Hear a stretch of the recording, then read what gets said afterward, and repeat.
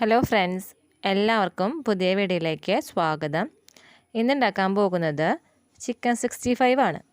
അതിന് വേണ്ടിയിട്ട് 1/2 കിലോ ചിക്കനാണ് എടുത്തു വെച്ചിട്ടുള്ളത്. ഇതിപ്പോൾ നല്ലപോലെ വാഷ് ചെയ്ത് വെച്ചിട്ടുള്ള ചിക്കനാണ്.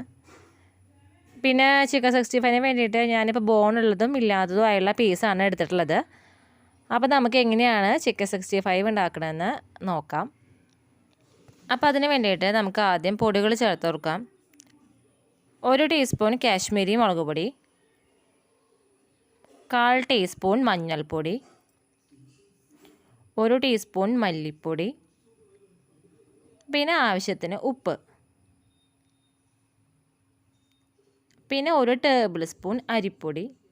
ടീസ്പൂൺ അല്ല, ശ്രദ്ധിക്കണം, ടേബിൾ സ്പൂണാണ്.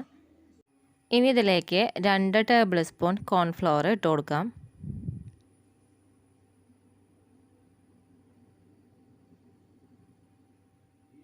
പിന്നെ ചേർക്കുന്നത് 2 ടീസ്പൂൺ വെളുത്തുള്ളി ഇഞ്ചി പേസ്റ്റാണ്. 1 ഉണ്ട വെളുത്തുള്ളി തൊലി കളഞ്ഞിട്ട് ചതച്ചിട്ടുള്ളതും 1 മീഡിയം സൈസ് ഇഞ്ചി ചതച്ചിട്ടുള്ള വെളുത്തുള്ളി ഇഞ്ചി പേസ്റ്റാണ് ചേർത്ത് കൊടുത്തിട്ടുള്ളത്. പിന്നെ ഇതിലേക്ക് ചേർത്ത് കൊടുക്കുന്നത് ലെമൺ ജ്യൂസാണ്. പകുതി നാരങ്ങയുടെ നീരാണ് ഞാനിപ്പോൾ ഇതിലേക്ക് ഒഴിച്ച് കൊടുക്കുന്നത്. ഞാനിപ്പോൾ ഇതുപോലത്തെ ഒരു വലിയ ചെറുനാരങ്ങയുടെ പകുതി നീരാണ് ഒഴിച്ച് കൊടുത്തിട്ടുള്ളത്. അപ്പം നിങ്ങൾ എടുക്കുമ്പോൾ ചെറിയ ചെറുനാരങ്ങ ആണെങ്കിൽ 1 ചെറുനാരങ്ങ നീര് മൊത്തം ഒഴിച്ചു കൊടുക്കണം. അതൊന്ന് ശ്രദ്ധിച്ചോളൂ. ഇനി ഇത് നല്ല പോലെ മിക്സ് ചെയ്തിട്ട് എടുക്കാം.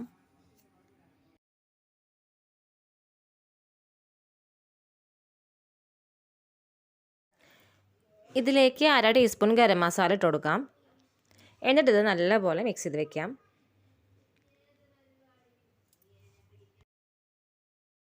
ഇനി ഇതിലേക്ക് ഒരു മുട്ട ചേർത്ത് കൊടുക്കാം. അപ്പോൾ ഞാൻ ആദ്യം മുട്ട ഒരു പാത്രത്തിലേക്ക് പൊട്ടിച്ച് ഒഴിച്ചിട്ട് അതിൽ നല്ല പോലെ മിക്സ് ചെയ്തതിന് ശേഷമാണ് ചിക്കനിലേക്ക് ഒഴിച്ച് കൊടുക്കുന്നത്. അപ്പോൾ നല്ല പോലെ ഇത് മിക്സ് ചെയ്തെടുക്കുക കേട്ടോ. ഇനി ഇത് നമുക്ക് ചിക്കനിലേക്ക് ഒഴിച്ച് കൊടുക്കാം. എന്നിട്ട് നല്ല പോലെ ഇത് മിക്സ് ചെയ്തെടുക്കണം.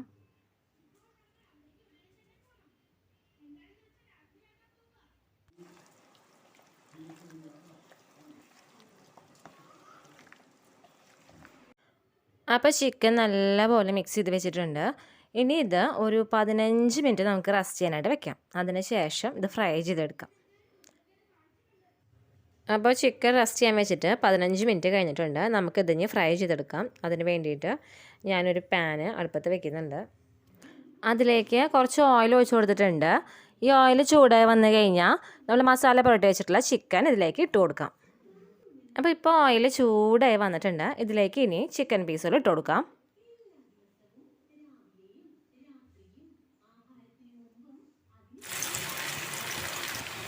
അപ്പോൾ ചിക്കൻ പീസുകളൊക്കെ ഇട്ട് കൊടുത്തിട്ടുണ്ട്.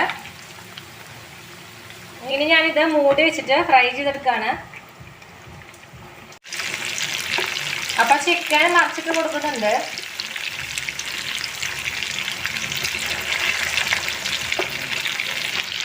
അപ്പോൾ ചിക്കൻ പീസൊക്കെ മറിച്ചിട്ട് കൊടുത്തിട്ടുണ്ട്. ഇനി വീണ്ടും മൂടി വെച്ചിട്ട് ഫ്രൈ ചെയ്തെടുക്കുകയാണ്.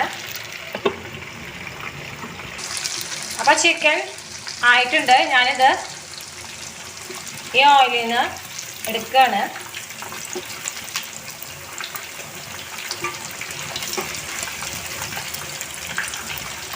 അപ്പോൾ അടുത്ത ട്രിപ്പ് ചിക്കൻ ഫ്രൈ ചെയ്യാനായിട്ട് ഇട്ട് കൊടുത്തിട്ടുണ്ട്. ഞാൻ മൂടി വെച്ചിട്ട് തന്നെ ഫ്രൈ ചെയ്യാണ്. ചിക്കൻ്റെ ഓരോ സൈഡ് ആവുന്നതിനനുസരിച്ച് മറിച്ചിട്ട് ഫ്രൈ ചെയ്തെടുക്കാം. അപ്പോൾ ഇതായിട്ടുണ്ട്. അപ്പോൾ ചിക്കൻ വറുത്ത് വെച്ചിട്ടുണ്ട്. ഇനി നമുക്കിതിൽ ബാക്കി പരിപാടികൾ നോക്കാം. അതിന് വേണ്ടിയിട്ട് ഒരു പാൻ എടുത്ത് വെച്ചിട്ടുണ്ട്.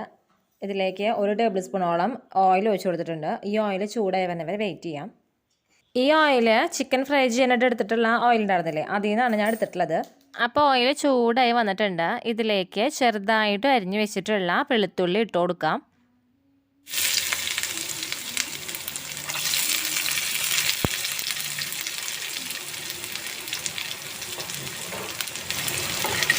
വെളുത്തുള്ളിയുടെ പച്ചമണം മാറുന്നവരെ ഇളക്കി കൊടുക്കാം.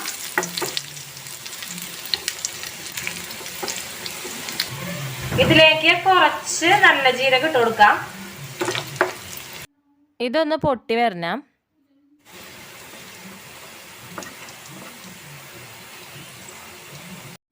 ഇനി ഇതിലേക്ക് 3 വറ്റൽമുളക് ഇട്ട് കൊടുക്കാം. എന്നിട്ട് നല്ലപോലെ ഇളക്കി കൊടുക്കാം.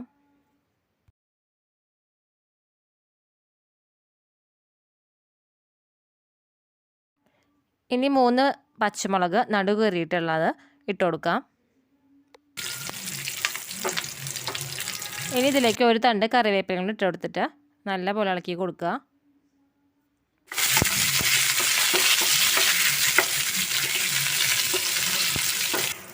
ഇതിലേക്ക് 1 table spoon red chilli sauce ഒഴിച്ചു കൊടുക്കാം.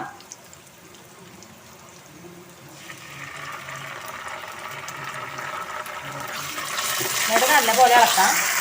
ഇനി ഇതിലേക്ക് കുറച്ച് വെള്ളം ഒഴിച്ചു കൊടുക്കാം.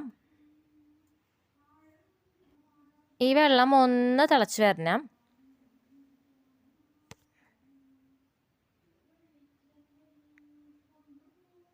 അപ്പോൾ വെള്ളം തിളച്ച് വന്നിട്ടുണ്ട്. ഇനി ഇതിലേക്ക് നമ്മൾ ഫ്രൈ ചെയ്ത് വെച്ചിട്ട് ചിക്കനില്ലേ അതിട്ട് കൊടുക്കാം.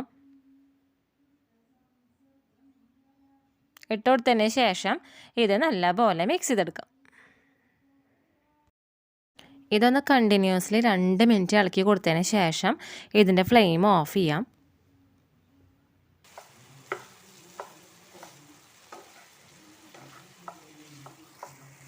അപ്പോൾ ഇത് റെഡി ആയിട്ടുണ്ട്. ഞാനിതിൻ്റെ ഫ്ലെയിമൊക്കെ ഓഫ് ചെയ്തിട്ടുണ്ട്. ഇനി ഇത് ഞാനൊരു പാത്രത്തിലേക്ക് പകർത്തിയിട്ട് കാണിച്ചു തരാം. അപ്പോൾ ചിക്കൻ 65 റെഡി ആയിട്ടുണ്ട്.